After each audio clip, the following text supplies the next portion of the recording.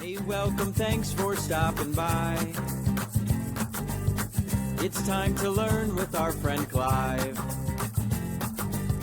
Hello and welcome back to my studio. Yes, thank you very much for joining me in this quick tip. Now, it is going to be so quick, when you blink, it's gone. Yes, but these little quickie tips are worth their weight in gold and worth watching to save you tons of money. Now, I was walking around the arts and crafts shop the other day, somewhere like a Michael's or the Range or Hobby Lobby or Hobby Craft, somewhere like that, and I was looking for a pallet that I could use, like a traditional pallet, like excuse me, one of these. This is a wooden pallet, and I used to use this a lot with oils and one thing and another, but I wanted one in plastic and I couldn't find one. So I thought, well, because I quite like sitting like this sometimes, especially when I'm doing my own commission work. And I've seen the paper ones, and there's a little paper pad type of thing with that shape, but it's got wax paper on it. And I thought, it was £14. I thought, wow, that's really expensive for what it is. So is there any way that I could possibly come up with an idea of how I can get that same type of effect but save myself some money? Because Clive's all about saving money. So I just took the canvas down. So I thought, I know what I'll do. I'll come up with this idea. And this is the idea I come up with. So I got one of these. I got one lying around. Get somebody to cut one out, a bit of masonite or a bit of plywood, anything like that. Give it a quick coat of varnish. Make sure it's a polyurethane varnish to stop the water going in and making it all warpy and doing nasty things. So once it's had a coat in the polyurethane varnish, then you can do what I'm going to suggest. And I suggest that you get your canvas. You know, a canvas, it's not a canvas, is it? Where's your palette? Get your palette like that. Now, get some kitchen roll. 2 squares, let's put it this way. 2 squares of kitchen roll. We need 1. Okay, so we need 1, we need 2. So let's get a squitzer bottle. First of all, is squitz down that piece of wood, like that. Get it wet, because what we're going to do now is we're going to actually put that on there like that, and it should stay put. It should. Let's squitz that on. And let's put another 2 there, like that, and squitz that on. I'm sure there's an easier way of actually getting this to stick on there. And what we could do, we could turn that around, and then we could get another 2 pieces, and we could do exactly the same thing, and then we could squitz that on.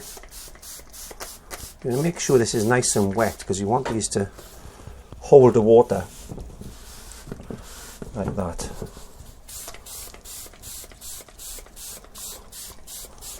And so far it doesn't cost me much, because one of these rolls of kitchen papers is only £1. It certainly is. And if you live in America, it's even cheaper again.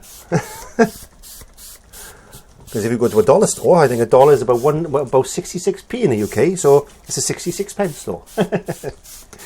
And that's it. Now you need to get some parchment paper or some greaseproof paper or some baking paper and cut it to size, and then hold it like that, just a little bit over. So if I got it, cut it right, maybe we'll do it this way for now. Okay, so fold that over there like that. How clever is this? And then what we need to do now is get yourself a couple of these little bulldoggy clips, see? And then hold the kitchen paper as well as the parchment paper, and you're going to need about maybe 3 or 4 of those each side. There we are. Alright, and then turn that over and pull that tight. There you go. And then get another clip. These clips are very inexpensive. You can get these in any stationers. You can get them in somewhere like Asda's or Waitrose or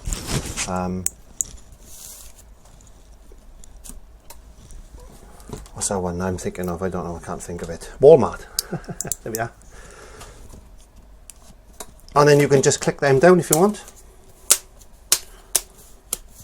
But if you don't want them to click down, these particular ones, you can actually remove the metal bit, look, and it leaves a nice free clip there, and you can always put that back in then to remove it and change the paper if you wanted to. There you go. But I'll just put these down like that for now. And then you've got a nice wet palette, and you can give it a little bit of a spritz, and that's going to work exactly the same way as the palette in the wet palette that we use every day. But we can now hold this in our arms like that, and then we can just carry on painting. And the reason I made that today is because I want to show a colour mixing lesson, and I thought, there we are, we'll come up with that idea, and that's cool. Let's just lock that into place so I don't want it to fall off. There we go.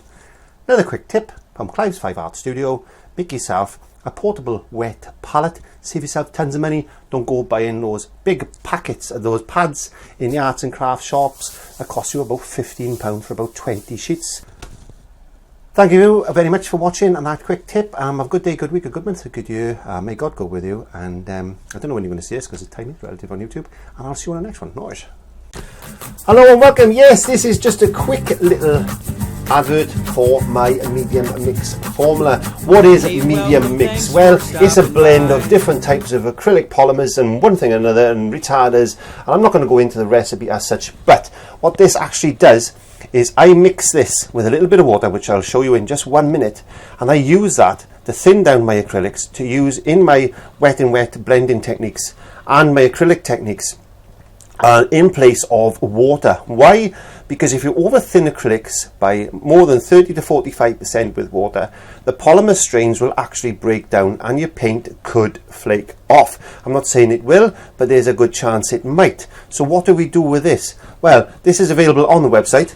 All you need to do is put about 4 or 5 squirts of that formula into a little container, and you've seen me doing this during the videos, and I add a roughly about 20 to 30% water to that, and that's all the thinning liquid that I use during my painting processes.